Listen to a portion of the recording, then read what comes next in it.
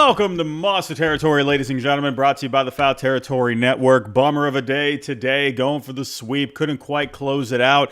Back and forth, scrappy game in the beginning here today, and then the offense just completely shut off. I don't know what happened. They got the bats going, they were getting the bat on the ball, they were making some things happen in the early going, and they just couldn't seem to hang with the A's pitching staff here today, while the Red Sox pitching staff, big bullpen day, Peyton Tolley, coming out first here.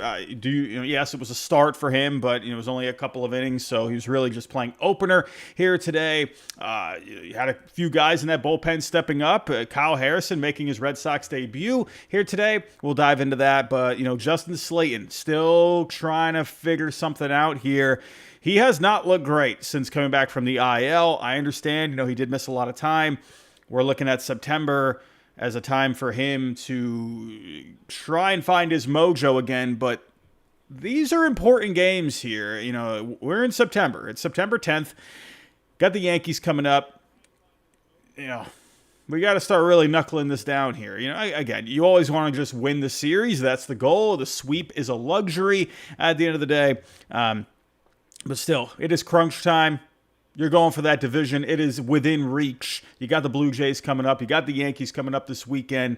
So these are important games that you got to win. And for Slayton, I'm really hoping he starts to find himself sooner rather than later. You got the off day tomorrow. That'd be nice to give yourself a bit of a breather after this West Coast trip with the Yankees coming up this weekend.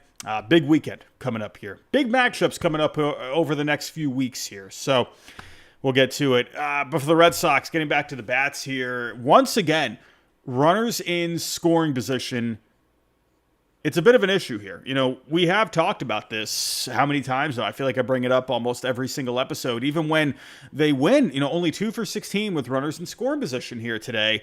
They had 9 hits. They limited the strikeouts to 7 here today. And again, you were able to get those runs across, bat on the ball. First couple of innings there, and then you just couldn't really figure it out after that. Rob Refsnyder was playing hero. It didn't last a very long time, but Refsnyder coming up in a big way in the 9th inning there. Nate Eaton having himself a pretty good day here today. He went 2 for 3. Had the double. It was more of like a bloop double, but still was able to get the Red Sox on the board there. But overall, a good day for him. Duran, Story, they drove in a run each here today. But the bullpen, just not able to lock it down. And, I know I've already talked about a few guys here in the bullpen. But, hey, got to talk about Aroldis Chapman. Luke Chapman, this guy has just been on a ridiculous run as of late. Hadn't given up a hit since July 23rd. Hadn't given up a run since then as well. That's when he gave up a home run to JT Realmuto. What a run Aroldis Chapman went on. But, there's this thing where it works out usually for the most part, but anytime a closer comes in with a tie game, I always just feel weird about it. It's always, I always kind of, what's the word I'm looking for? I always brace myself a little bit more because it's just a different mentality for these closers, right? I know a lot of teams these days, you obviously got closers, but, you see teams that they go with a different approach. You're kind of seeing more committees these days. But, when it comes to just the prototypical closer, there's a different mentality when you got a 1-run lead, 2-run lead.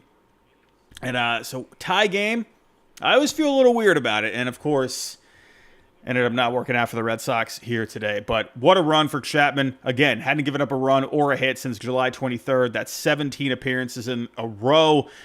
We got to check out the ERA. What happened to the ERA there? Let's take a look-see, shall we? What ended up happening to that ERA? Because, he was approaching some historic territory there, right? ERA went below a 1, but with that run here today, ERA jumps up to a 1.14. Not bad if you ask me, though. That's all right. That's still a pretty good ERA if you ask me. But Aroldis Chapman, what a run he went on. Unfortunately, it came to an end here today. We'll dive into Harrison a little bit. Broke him down a little bit in my notes here. He went a few innings here today. Looked pretty sharp, in my opinion. I thought he looked pretty good. Give up a couple of hits, but overall, Like the way Kyle Harrison looked here today. He was one of the bright spots. We'll go over Peyton Tolley. We'll go over the rest of the bullpen. We'll go over the bats. We'll go inning by inning. We'll take a look at everything, and then we'll talk about the Yankees at the end of the show. Everybody, if you can, hit that like button for me. Subscribe if you're new. We're trying to get to 5K by the end of the season. We are within right around 250 subscribers. We are definitely close. I think we can do it. If you could help with the algorithm, that's going to help us out a lot. Getting to 5K. If you can share the channel, that would be amazing as well. But everybody, let's dive into it, shall we? Let's dive into it. So let's get to Peyton Tolley first, shall we? Let's get to Peyton Tolley. And not a long outing for him. And that's kind of what I thought was going to happen with Tolley here. You know, we talked about this last night when Corin named him the starter. But first time on 4 days rest. Obviously, the Red Sox are very high on this guy. One of the top prospects in all of Major League Baseball. Not just pitching prospects, one of the top prospects in the game. First time going on regular 4 days rest. They've been giving a bit more space between starts to recovery and whatnot. Obviously, this has been a big workload for him this year. He's been just shooting up the pipe in the minors this year. He's advancing pretty quick, obviously. And so I think they just wanted to ease him in to that normal rest of 4 days. And then the way they did that was the way I thought they were going to do it. Limit the pitch count a lot. I was thinking, like, could it be 50 pitches, something around there? Maybe even, I don't know, could he even get to 70? I knew it wasn't going to be a long outing. So in the end, only threw 33 pitches on the day, 21 of them fastballs, and still seeing the same problems that we saw in Arizona. Obviously, that first start against the Pirates, I mean, he was looking phenomenal. But the last start against the D-backs, couple of things were popping up, right? You know, again, there's nothing wrong with leaning into the fastball the way he does because it's obviously an amazing pitch. But at the major league level, you are going to need those secondaries to come into play a little bit more. And in the meantime, you got to locate the fastball better. And you saw more of those issues here today with the fastball and the cutter here today, leaving a couple over the plate. Langley's had a home run in the first inning. It was a cutter right over the middle of the plate. That made it 1-0. Also give up a base hit to Rooker there. Got a couple of flyouts to get out of it. And then the second inning, Nick Kurtz had a home run of his own. Fastball right over the middle of the plate. So again, you know, there's nothing wrong with going with the fastball, the cutters, but you got to locate a little bit better. You can't be just throwing meatballs right over the middle of the plate. Sure, good fastball, good velo, good life, but can't be throwing them over the middle of the plate. You just can't do that, especially with these good hitters. After the Kurtz home run, though, he did bounce back. You got Geloff. Goodness gracious, I don't know why. I heard it on the broadcast here today a couple of times, or multiple times here today, but I don't know, when I read the name, I just get thrown for a loop. McCalver. Is it McCalver? The spelling of that is wrecking me right now. McCalver had the strikeout as well. So Tolley did end his day on a good note. You just got to clean up the home run ball. The rest of the bullpen, though. Up and down for the rest of the bullpen. Weissert, Wilson, they look fantastic here. Weissert getting a couple of strikeouts. Justin Wilson with 3 strikeouts of his own. Gave up a hit, but great outing for Wilson here today. And then the 5th inning came. Slayton just completely, he just doesn't have it. He just hasn't really had it here over the last few outings. I don't know. The stuff just isn't quite there. He just looks really average right now. Still just finding his way. Wilson with a base hit. Rooker with a double. Lawrence Butler with the walk. In came Steven Matz. Lefty-lefty matchup with Soderstrom, but he ended up giving up the double. A's take the lead 4-3 at that point. Kind of looked back at one point, but in the end, they never let the Red Sox take the lead. And then you saw Kyle Harrison come in for a few innings to lock down the rest of the game here today. Finally, we get to see Kyle Harrison. Man, oh man, we have just been waiting and waiting and waiting for this guy to get in, and he finally gets his chance. Lots of slurves and fastballs here today. The slurve was looking pretty good. He had some good bite on the breaking stuff here today. Got a few whiffs on the slurve. 6th inning, gave up a base hit to Blade, but that was it. 7th inning, he struck out Butler on the slurve. Struck out Harris on the fastball. 8th inning, ran into a little bit of trouble. Geloff with the base hit. McCalver with the hit by pitch. But then he got Blade and Wilson out. Solid outing for Harrison today out of the bullpen. Overall, 3 innings, 3 hits, 2 strikeouts. Good debut for Kyle Harrison. Let's see what is this going to be the role for him moving forward? Is it going to be this multi-inning spot starter kind of a role? I think it's valuable to have him up at the major league level. He's got good stuff from the left side. And even if it ends up being, these shorter stints where he has been prone a little bit to losing command, so maybe the shorter outings for him is the best way to go over the next month or so. He's not a bad arm at all to bring out of the bullpen from the left side. So, if you can keep him in that kind of a role, maybe, 2 innings, 3 innings, I think that's valuable for the Red Sox over the next month or so. But we'll see what they end up doing. We'll get to the offense here, but real quick, we do have a couple of sponsors here tonight. Let's get to the first one real quick. We are longtime fans of Omaha Steaks, and I am drooling looking at the website right now, featuring USDA certified tender steaks, and also during their Red Hot Sale event going on right now this fall, 50% off site-wide at omahasteaks.com. Plus for the FT fam, an extra $35 off with promo code FOUL at checkout. You've been a big fan of Omaha Steaks since your early days as a pro. Brings me back to my A-ball, low A-ball days, because we used to survive on this. We get a big order at the beginning of the year, cook them on our little electric grill, can of peas, some mac and cheese. That was dinner for 4. We survived off Omaha Steaks. It still has a special place in my heart. You thrived. Well, you guys ate like kings. Yeah. That's special. Get fired up for fall grilling with Omaha Steaks. Visit omahasteaks.com for 50% off site-wide during their Red Hot Sale event. And for an extra $35 off, promo code FOUL at checkout. 50% off at omahasteaks.com and an extra $35 off with promo code FOUL at checkout. See site for details. Dig in. All righty, let's get to the bets, shall we? Again, you got off to a good start here today. First inning, Duran, 39th double. 1 away from a back-to-back 40-double season. Bregman moved him over to third base on the fly ball. And he just couldn't get anything out of it. Low with the fly out.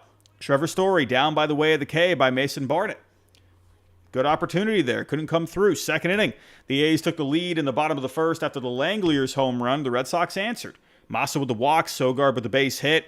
Hamilton with a ground out, moved the runners over. Eaton had the bloop double there. Kurtz and Geloff running into each other out there. That tied it up at 1. Sogard ended up moving over to third base, but once again not able to capitalize. Wong and Duran going down. Third inning. After the bottom of the second, Kurtz hit the home run. They made it 2-1 A's. Bregman, Story, both with their 27th doubles. That made it 2-2. Massa with the strikeout, though, after that. Sogard, he got on after the Kurtz error at first base. Stole second base, but then Hamilton with the flyout. Again, opportunities left and right in the first 3 innings. Couldn't come through. Fourth inning, Red Sox did take the lead here. Eaton with the base hit. Wong with a base hit of his own. Eaton moving over to third base. Duran with the ground out. That scored Eaton, made it 3-2. Bregman, ground ball to short, ended up throwing out Wong at home. So they tried to get aggressive there. Cora, we've seen this before when the Red Sox are having a tough time scratching those runners across the plate. Trying to get those runs, and they're just coming up short. We've seen Cora get a bit aggressive and not paying off here. We saw some aggressiveness here today from the Red Sox, especially with Hamilton late in the game. We'll get to that in a second, but just unable to come through. Lowe, bit of a quiet day for him. I will say this, Lowe, he got into one there when the Red Sox came back late in the game. I thought Lowe might have gone deep and given the Red Sox the win here today, but unable to come through. He flew out here in the fourth inning. The A's ended up scoring 2 in the bottom of the fourth. That made it 4-3 at the time. And then after that, the Red Sox offense just went completely cold. 5th inning, 6th inning, 7th inning, 8th inning, 12 straight batters going down. They couldn't get anything going until the 9th inning. Hamilton with a base hit. Try to get aggressive. Thrown out, stealing second. It looked like on the review that maybe he had gotten a hand in, but on a different angle, you could see the glove had just touched his wrist right before. And so Hamilton getting thrown out. But Hey, they didn't stop there. Narvaez, he came into pinch hit. He got the walk. Seti pinch ran for him. And then Rob Refsnyder, great series for him. The home run that hit last night, I don't think that one's come down yet. But left center gap, double. Ended up tying it. Seti came all the way around from first, tied it up at 4. But in the end, Chapman, just couldn't hold it. I talked about this. I always feel weird about closers coming in and tie games. It always just feels weird at the time. And, he was just leaving stuff up. Too many hittable pitches. He had a great run. Not worried about Chapman at all moving forward. He got the day off tomorrow. That'd be nice. That'd be nice for everyone, right? You have grinded as of late, especially Roman, going down here not too long ago. It'll be a nice day off for everyone to gear yourself up for a big series with the Yankees. But in the end, the A's win. Final score 5-4 today. And that was all she wrote. But we do have the Yankees coming into town this weekend. Let's check out the standings, shall we? Let's see what is going on with the latest on the standings. Well, the Yankees, they just opened up their series last night with the Tigers. They got game 2 tonight. They got game 3 tomorrow. So the Red Sox are off. They get to enjoy a day of rest while the Yankees are playing the Tigers. So as of right now, the Blue Jays are playing the Astros as we speak. We need the Astros to help us out here. They just started up here, top of the first. Just getting it going there in Toronto. We're looking for an Astros win here tonight, ladies and gentlemen. We need Houston here. Because as of right now, the Red Sox, they have fallen back to 3.5 in the division. So, Houston, help us out, please. That'd be very nice. So, but as of right now, checking on the wild card. Again, we had a late one last night, so we're pretty much caught up on everything. Not much has changed here, but the Rangers did play here today, though. They swept the Brewers. The Rangers are coming on real strong here. The Mariners, they're playing the Cardinals tonight. The Rangers and the Mariners have both won 4 in a row up to this point. So let's see what the Mariners do against the Cardinals here tonight. Big implications on that one. The Rangers, they are breathing down their necks. The Guardians, they are still in this thing. They've won 5 straight. They got KC as we speak. Let's check on the score there. Let's see what's going on. Cleveland has the lead as of right now, 2-1 in the bottom of the second. So they're looking for a win and to keep pace for this third wild card spot. And obviously the Royals, they're just trying to stay in it as well. They're just trying to stay afloat at this point. They've dropped 3 straight. They're looking for the win here today. They're 4 back as we speak. So we won't know what the standings are going to look like until later tonight. But as of right now, the Red Sox, they're firmly in that position for the second wild card, even despite the loss here tonight. And we'll see what the Yankees do here against the Tigers tonight and tomorrow. Speaking of the Yankees, we'll talk about them in just a second. We do have another word from another one of our sponsors here tonight. I'll be right back. FT fam, let's talk about Fair Harbor. And if you're listening, I hope that you watch this conversation at some point because we're doing show and tell, Kratz. Shorts, they can be used as a bathing suit. And the liner, which we call butter, is the game breaker. It's the playmaker because it's different. You've worn shorts that are not like this, and the liner sucks. They are buttery on your butt. I just came up with something for them. Your liner sucks. Get Fair Harbor liner. Seriously, give it a shot. I'm not just saying this. The butter analogy plays. And FT fam, we're hooking you up. fairharborclothing.com/foul. 20% off when you use the code FOUL on your first purchase. Once again, that's FAIRHARBOR clothing.com/FOUL for 20% off your first purchase and use promo code FOUL. Alrighty, let's talk some Yankees, shall we? Let's see what's going on with the Yankees. So let's take a look at the numbers with the Yankees over the last week. Now, when it comes to the bats, the Yankees are 24th in offense. This is updated as of this morning. So the Red Sox, they're 21st in offense over the last 7 days, hitting .245 with the .295 on base, .375 on the slugging, only an 81 WRC+. So doesn't include today's numbers but you're probably going to be right around the same tomorrow. But for the Yankees, they're 24th in offense over the last 7 days, only hitting 193 as a group, 270 on base, a 364 with the slugging, a 76 WRC plus. I mean, they're hitting some homers. They got 9 homers over the last 7, but the offense overall, I mean, they've been able to win games here. They won 2 out of 3 against the Astros. They won 2 out of 3 against the Blue Jays, but you just kind of wonder, well, what is this Yankees team going to be looking like coming to Boston here? And then going to the pitching. Now, looking at the starting pitching, let's go over the last couple of weeks. I think a bigger sample size makes more sense. They have been getting some pretty good starting pitching over the last couple of weeks. 2.51 on the ERA. FIP is at a 3.69. They're keeping the ball in the yard. So taking a look at right now, some of the guys that have been stepping up. Max Fried, he's looked very good over his last few starts. Let's actually, real quick, let's see who the Yankees starters are lined up to be. They have not announced who their starters are going to be for this series, but Fangraphs, they're lining it up to be Luis Gil for Friday, Max Fried for Saturday, and Will Warren for Sunday. So getting back to the numbers here, Fried has looked very good his last few starts. ERA at 2.14 over 21 innings. So Fried he was ran into a few weeks there where he wasn't looking very good. Schlittler has given up some runs over his last couple of appearances, but he's still striking out a good amount of batters over those couple of appearances. Almost 12 strikeouts per 9. Carlos Rodon, he's been looking good as well. ERA at 1.50, FIP at a 3.89. Gil, Will Warren, these guys have been looking great. They are getting some good starting pitching. Now, the reason the Yankees pitching overall doesn't rank very well over the last week or so, the last couple of weeks they rank pretty well, but they had a complete implosion with the bullpen against the Tigers in Game 1. So that shot their ERA up over the last 7 games to a 5.60.